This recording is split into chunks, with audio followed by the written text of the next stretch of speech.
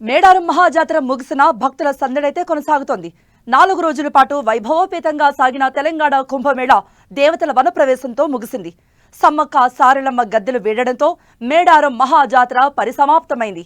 చివరి రోజున గిరిజనుల ఆటపాటలు, నృత్యాలతో వేడుకలు ఘనంగా ముగిశాయి. సమ్మక్క సారక్క అమ్మవారిని దర్శించుకునేందుకు రాష్ట్రం నుండే కాకుండా ఇతర రాష్ట్రాల నుండి సైతం భక్తులు తండోపతండాలుగా తరలొచ్చారు. ఈ నెల 21వ తేదీ నుండి ప్రారంభమైన జాతర 4 రోజుల పాటు వైభవోపేతంగా సాగింది. గద్దెల వద్ద పూజలు నిర్వహించిన అనంతరం వన దేవతలను తిరిగి అడవికి సాగనంపారు. సమ్మక్కను చిలకలగుట్టకు, సారలమ్మను కన్నెపల్లి ఆలయానికి చేర్చారు. పగిడిద్దరాజు, గోవిందరాజులను వారి వారి ఆలయాలకు పూజల అనంతరం సాగనంపారు. దీంతో జాతర ముగిసింది. ఇవాళ చివరి రోజు కావడంతో భక్తులు మేడారానికి భారీగా చేరుకుని వన దేవతల్ని దర్శించుకున్నారు.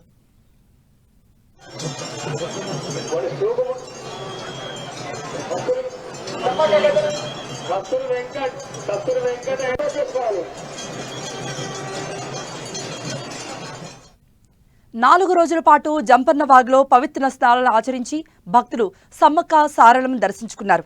దేశ నలుమూలల నుండి వచ్చిన భక్తులు అమ్మవార్లకు నిలువెత్తు బంగారం సమర్పించుకున్నారు. భక్తుల సందడితో ఆ ప్రాంతం అలరారుతోంది.